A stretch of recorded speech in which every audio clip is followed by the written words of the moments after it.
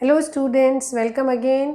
आज के इस वीडियो में हम डिफरेंट गेट और इंजीनियरिंग सर्विसेज की प्रीवियस कुछ एग्जाम्पल प्रॉब्लम्स को डिस्कस करेंगे ताकि बुलियन अलजेब्रा में फंक्शन मिनिमाइजेशन का टॉपिक जो है हमारा वो बहुत अच्छे से क्लियर हो जाए।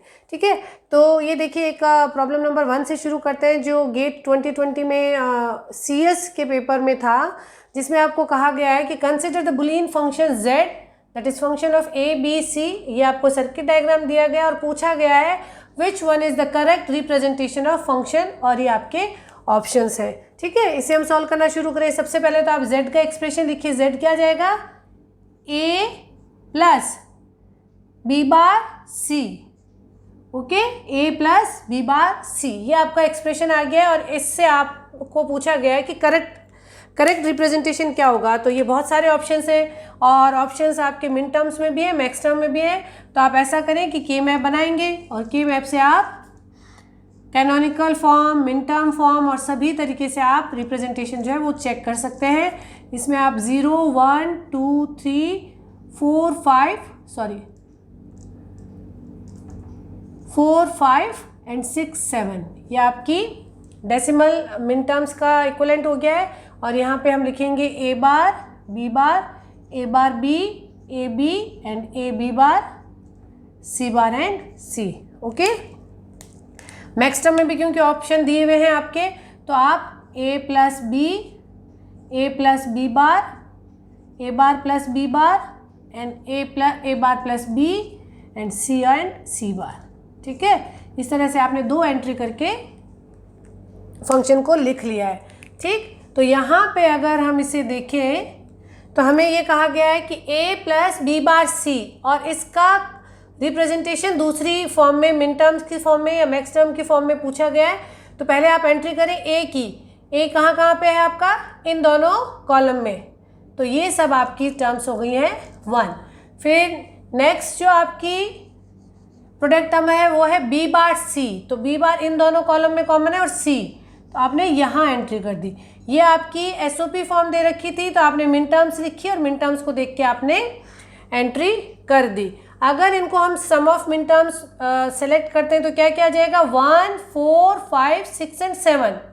Sigma 1, 4, 5, 6 and 7, 1, 4, 5, 6 and 7। तो ये हमारा एक करेक्ट आंसर हो गया है। यहाँ एक बात ध्यान दीजिएगा कि गेट 2020 ऑनवर्ड आपको मल्टीपल सेलेक्ट ऑप्शंस को भी कंसिडर करना होगा और मोर देन 1 ऑप्शन भी आपके करेक्ट हो सकते हैं। तो यहाँ पे मैंने इसके ऑप्शंस में थोड़ा सा मॉडिफिकेशन किया ताकि आप केवल एक ऑप्शन को करेक्ट करके आगे ना बढ़ जाएं और बाकी रेस्ट ऑफ द ऑप्शंस को भी चेक करें कि क्या किसी और फॉर्म में भी ये फंक्शन लिखा जा सकता है क्या। ठीक, तो अगर ये मिन टर्म्स की फॉर्म में अगर ये रिप्रेजेंटेशन है तो ये रिप्रेजेंटेशन तो नहीं होगा। ओके, अगर ये मिन टर्म्स की इन टर्म्स में अगर फंक्शन वैल्यू 1 है तो रेस्ट ऑफ द टर्म्स क्या होंगी आपकी? 0, 2 एंड 3। ओके, 0 एंड 2, 3 पे भी आपका ये जो फंक्शन है वो 0 होता। आप इसको भी ऐसे लिख सकते थे। जो इसने प्रोडक्ट फॉर्म में बताया है या प्रोडक्ट ऑफ मैक्स टर्म बताया है ये भी नहीं हो सकता। यहाँ पे एक और टर्म रह गई है, इसे भी हम चेक कर लेते हैं, जिसमें आ रहा है अगर हम इस के मैप में एंट्री करें तो यहाँ पे इन रेस्ट ऑफ द सेल्स में आपकी एंट्री 0 होगी, और अगर इसको इस 0 के हिसाब से अगर हम मिनिमाइज करते हैं, एक ये ग्रुप बनेगा that is a plus B bar. Okay, और एक आपका ये ग्रुप बनेगा और मैक्स टर्म में कॉमन टर्म ढूंढिए। ठीक है, मैक्स टर्म में कॉमन टर्म हो जाएगी a and C, a plus C. तो ये जो फंक्शन है या इस तरह से भी लिखा जा सकता है एज वेल एज ये फंक्शन इस तरह से भी लिखा जा सकता है। अगर आपके मल्टीपल सेलेक्ट ऑप्शंस हैं तो आप इसमें a और c दोनों को करेक्ट सेलेक्ट करेंगे।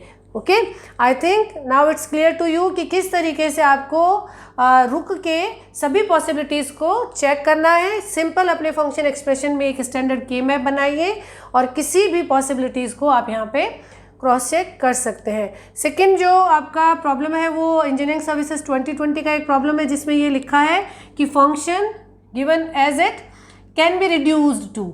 ओके, तो आपको इस फंक्शन को रिड्यूस करना है।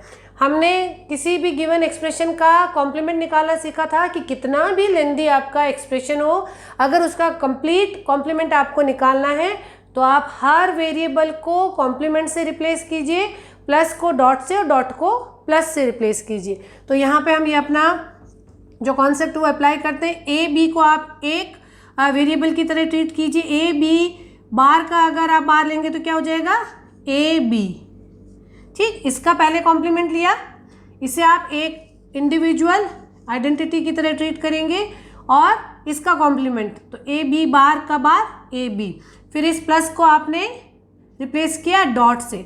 ठीक है, आप लेफ्ट टू राइट मूव करते जाइए और जैसे जैसे आपको वेरिएबल और ऑपरेटर्स मिलते जा रहे हैं उनमें आप चेंज करते जाइए। फिर ये जो प्लस था वो आपने डॉट से रिप्लेस किया, ए बार को आपने रिप्लेस किया ए से, ओके। फिर इस प्लस को रिप्लेस किया डॉट से, ए बी को लिखा आपने ए बी का कंप्लीट बार। ठीक है, तो ए बी का कंप्लीट बार होता है ए बार डॉट सॉरी ए बार प्लस बी बार।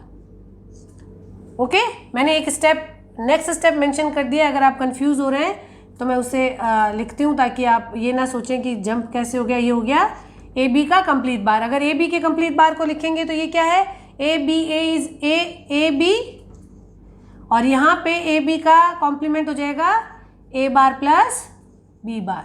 अब अगर आप ए बी को ए बार से मल्टीप्लाई करेंगे तो A bar is 0, then A B dot B bar, B bar is 0, तो आपको फाइनल आउटपुट मिला 0। तो इस फंक्शन का रिड्यूस्ड एक्सप्रेशन है ऑप्शन सी, जिसमें हमने 0 लिखा है। फिर हम अपनी नेक्स्ट प्रॉब्लम में मूव करते हैं। प्रॉब्लम नंबर 3 जो कि इंजीनियरिंग सर्विसेज 15 का एक प्रॉब्लम है। इसमें आपसे पूछा गया है कि minimum number of NAND gates required for A equals to A B plus C बार।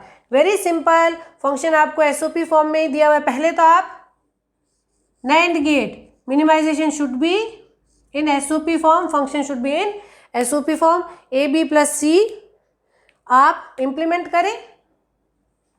अगर A B plus C को आप इम्प्लीमेंट करते हैं तो A B इनका एंड और C को C बार आप इनको इस तरह से फंक्शन को इम्प्लीमेंट कर रहे थे।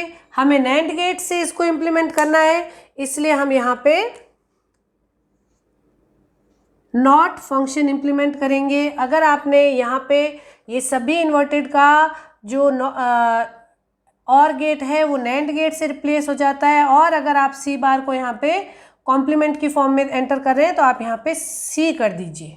ठीक है ना, सी अगर कॉम्प्लीमेंट फॉर्म में जाएगा तो सी बार जाएगा। आप अब इस गेट को आप एक NAND गेट से रिप्लेस कर सकते हैं और आपका फंक्शन जो है वो इस तरीके से इम्प्लीमेंट हो जाएगा। तो आप 2 NAND गेट लगा के और ए बी और इसमें इनपुट सी को अप्लाई करके अपना जो फंक्शन है वो इम्प्लीमेंट कर सकते हैं। Okay, I hope it's clear. हम मिनिमाइजेशन एसओपी फॉर्म में, पीओएस फॉर्म में, NAND gate implementation, NOR gate implementation बहुत डिटेल में डिस्कस कर चुके हैं, तो ये आपके लिए बहुत सिंपल रहेगा। तो इस प्रॉब्लम के बाद नेक्स्ट हम एक प्रॉब्लम डिस्कस करते हैं, प्रॉब्लम नंबर 4, जो प्रीवियस ईयर के गेट क्वेश्चन पेपर में से सेलेक्ट की गई है।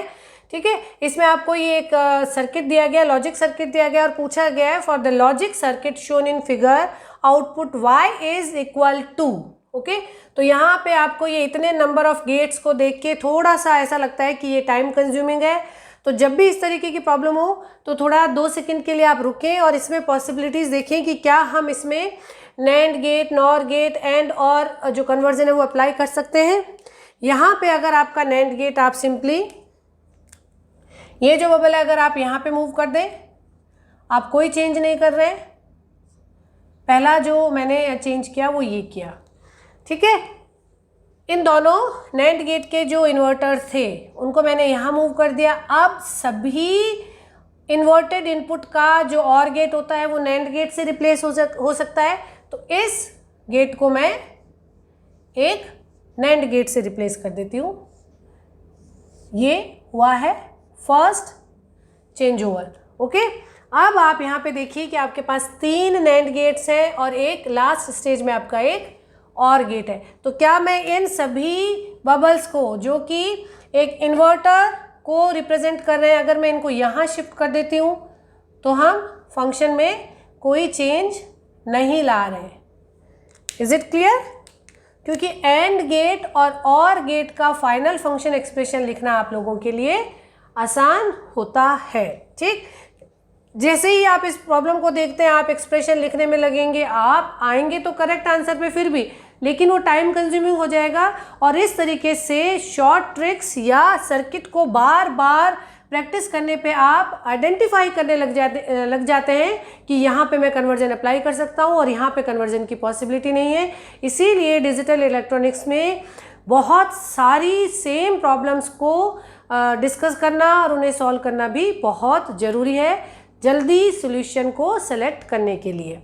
ओके, तो अब ये आपका बहुत सिंपल हो गया। ए जो था वेरी सिंपल, ये जो आपका ए था ये यहाँ पे ए हो गया है, ये ए और बी तो ये हो गया ए बी, ये बी और सी तो ये हो गया बी सी, और यहाँ पे आपको A B dot B C मिल गया है और यहाँ पे आपका सिंपल सी था। अब ये जो आपका ऑल इनपुट नॉर गेट है, सॉरी और गेट है, इसको भी आप एक नैंड गेट से रिप्लेस कर सकते हैं और यहाँ पे आप एक बना सकते हैं नैंड गेट। ओके, तो अब आपको अगर A dot A B dot B C dot C यहाँ तक इसका एंड फंक्शन हुआ, और नैंड फंक्शन क्या होगा? इन सब का कॉम्प्लीमेंट। तो आपने क्या किया है? ए बी एंड सी का complement, that is nothing but A bar plus B bar plus C bar. Okay, तो आपका करेक्ट ऑप्शन हो जाएगा A bar plus B bar plus C bar. Okay, अगर इस ऑप्शन ए में ए B सी का complete बार दिया हुआ होता तो आप इस ऑप्शन को भी मल्टीपल सेलेक्ट ऑप्शन में कंसिडर करके और इसे भी आप सेलेक्ट कर सकते थे। ओके, तो आई होप कि कुछ प्रैक्टिस प्रॉब्लम्स को डिस्कस करने के बाद आपका जो बुलियन अलजेब्रा का फंक्शन मिनिमाइजेशन और NAND gate NOR gate implementation पे जितनी भी वैरायटी की प्रॉब्लम्स बनती है उसका कॉन्सेप्ट क्लियर हो गया होगा। Keep learning, keep watching. Thank you.